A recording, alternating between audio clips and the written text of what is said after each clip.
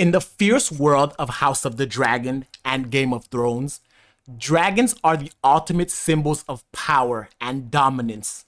But out of all the dragons we've seen, and we've seen 22 dragons if we count the skulls of Caraxes and Balerion, which one is the best, the most powerful? Today we're looking at all 22 dragons and ranking the top 10 based on their strength, legacy, and impact. Who will claim the title of the most powerful dragon? Hit that subscribe button and join us as we count down the top 10 dragons that have left an indelible mark on the history of Westeros. We created a 4-point criteria for this ranking. The first point, power and strength, evaluating their physical might and battle prowess.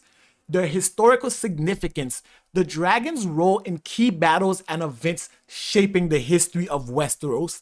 The bond with their rider, the synergy between the dragon and their rider plays a pivotal role in the overall mentality of the dragon as well as its rider, which affects how the dragon feels and moves in battle. And any unique traits, special abilities, or characteristics that make them stand out. Now, even though we've seen 22 dragons, some of them don't have enough screen time and some of them are just dishonorable mentions. Here's looking at you, Caraxes. You got one tapped by Vhagar.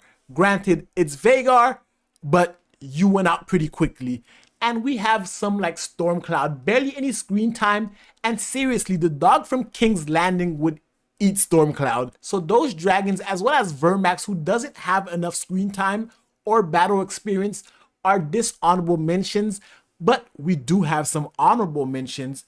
And we're talking about honorable mention number 1, Balerion. Balerion is the only dragon we've known to just live out its life peacefully, die of old age, and none of these dragons have as much battle experience as Balerion. That's why he's an honorable mention. He would instantly be the number 1 dragon. Now, with that being said, let's jump into number 10. Moondancer is a small but swift dragon ridden by Baela Targaryen, the daughter of Daemon Targaryen. Being a young dragon, Moondancer's inexperienced, but its strengths are it's agile and fast, known for her speed and aerial combat skills. In the House of the Dragon Season 2, we saw just how fast Moondancer was. Spotting Sir Criston Cole from thousands of feet in the air, Moondancer was able to fly at hundreds of miles an hour to almost catching Criston Cole, who was riding his horse. And we know horses run from 40 to 50 miles an hour. And Moondancer traversed that speed in a matter of seconds, making it one of the fastest dragons we've seen on screen. But she can't be any higher than number 10.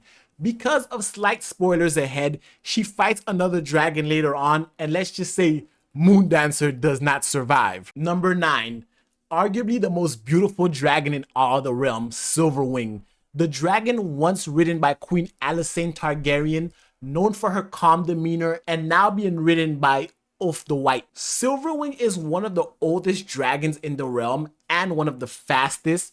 However, Silverwing doesn't have any combat experience whatsoever. Because of Queen Alysanne never having fought in a battle with the dragon, it's more graceful and elegant with a long history, but because of its age and the fact that it is one of the only dragons to have ever flown to the wall, yes, Silverwing has flown to the wall and it refused to fly over, hinting at her intelligence as well as setting up the fact that the wall has magical properties and dragons themselves are magical creatures, makes Silverwing one of the more important dragons in House of the Dragon and Game of Thrones. Number 8. Sunfire, the second most beautiful dragon in the realm, known for its magnificent golden beauty, ridden by King Aegon Targaryen II.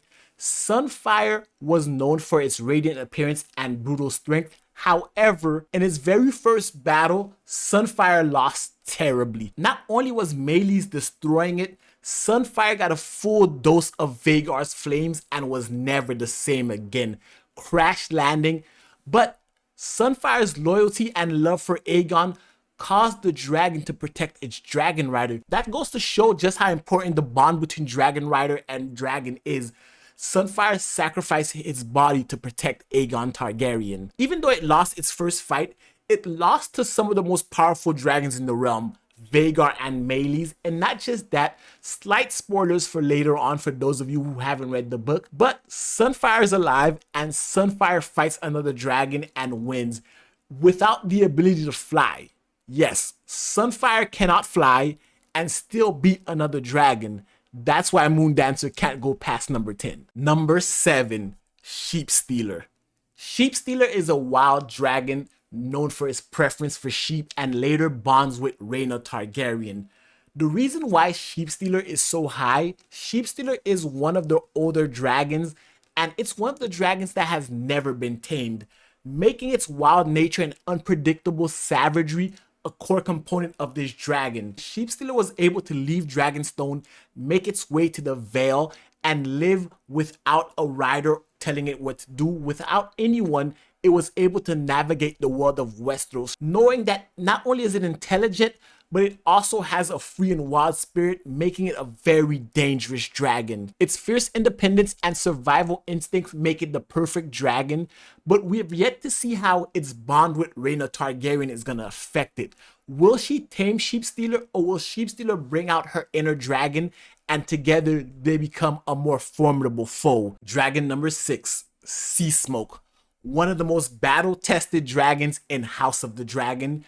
A nimble dragon once ridden by Laenor Velaryon and later being ridden by Adam of Hull, both sons of Corlys Velaryon. Sea Smoke is known for its quick maneuvers and loyalty. It sticks to House Velaryon like no other, running down Adam. And not just that, Sea Smoke is also battle hardened. Sea Smoke was a part of the war for the Stepstones. It played an integral part in beating the Crab Feeders, as well as being the first dragon of the Dragon Seeds to pledge loyalty to Queen Rhaenyra in her efforts against her brother Aegon and the Greens. And later on, Sea Smoke is involved in so much more battles to come. The Battle of the Gullet, the battle at Tumbleton. Sea Smoke is one of the most battle experienced dragons in the realm. The only reason it's not cracking the top 5 is Sea Smoke is relatively young when we compare it to the top 5 dragons, except for number 5. Number 5 is Drogon, the last dragon of Daenerys Targaryen and arguably the most iconic dragon in the modern Game of Thrones lore. Drogon, for being a relatively young dragon, is huge in size. At the pace that Drogon is growing, it's on pace to match or exceed Balerion's size. In Game of Thrones, we see Drogon's size, we see Drogon's immense power and his bond with Daenerys, and his role in the conquest of Westeros. Drogon single-handedly burned down King's Landing. Not only that, Drogon is battle-tested. Drogon has lived as a free and wild dragon. And out of all 3 of Daenerys' dragons, Drogon is the only one that outlived its rider, making Drogon one of the most powerful dragons we've seen, and it's allowed to grow. Drogon, by the time it's 50, might be one of the biggest and most powerful dragons in the history of Westeros. Number 4, Meleys, known as the Red Queen. Meleys was the dragon of Princess Rhaenys Targaryen, the queen that never was. Meleys is mainly known for her speed and agility and the respect she commands among the other dragon lords. Being one of the older dragons alive during the Dance of the Dragons, Rhaenys was one of the more powerful assets in the war. However, in her first battle with dragons, she ended up dying. But it's not without getting jumped first and foremost. She not only fought Sunfire, she also fought Vhagar. Meleys was beating Sunfire down. And even in her fight with Vhagar, she was able to knock down the bigger dragon in a beautiful dance of dragons. However, Vhagar is Vhagar, and one chomp from Vhagar was enough to kill Meleys completely. But it fought valiantly. It not only beat Sunfire down, it also was fighting Vhagar. And to put up a fight in a 2v1 and be pivotal in taking down Sunfire, you have to have Meleys in your top 4. Number 3, Vermithor, the second largest dragon after Vhagar. Ridden by the old King Jaehaerys Targaryen and now being ridden by his grandson Hugh Hammer. Vermithor is one of the older dragons, still younger than Vhagar, but its sheer size and strength make it formidable in battle. The fact that Vermithor alone is the only dragon that could actually fight Vhagar in a 1v1 and perhaps win and survive just goes to show you just how powerful Vermithor is. And in the show, we see that Vermithor has a scar on its face, So the version of the show may be different from the books, showing that Vermithor has actual battle experience, because the only thing that could harm a dragon like that would be another dragon. And Vermithor still has a larger role to play in the Dance of the Dragons later on, and later, especially during the Battle of the Gullet as well as the Battle of Tumbleton, where the Dance of the Dragon really hits its crescendo, Vermithor plays a key role. But now we're down to the top 2 dragons. And surprise, surprise, number 2, Vhagar. Yes, Vhagar is my number 2 most powerful dragon. The largest and oldest dragon at the time of the dance, ridden first by Laena Velaryon and then Daemon Targaryen. Vhagar's sheer size makes it unmatched. Its battle experience being here since the conquest of Westeros, and her pivotal role in the Dance of the Dragon. Vhagar has killed every dragon that has confronted it. Caraxes, Sunfire, Melees, and Caraxes. Speaking of Caraxes, the ultimate dragon and the number 1 most powerful dragon in the House of the Dragons is Caraxes, the bloodworm, the dragon to Daemon Targaryen. Caraxes is not as old or as big as Vhagar or Vermithor, but Caraxes' unique characteristics, his serpentine form, its fierce temper, and the fact that even though it's younger than Vermithor, it has way more battle experience. Caraxes is one of the few dragons that has actually flown outside of Westeros and explored Essos along with Vhagar, showing that even though Vhagar is older, Caraxes has similar experiences. And not just that, the bond with Daemon Targaryen, the fact that Daemon shifting his mood can actually summon Caraxes, shows the bond between Dragon Rider and dragon, their experiences, the battles of the Stepstone,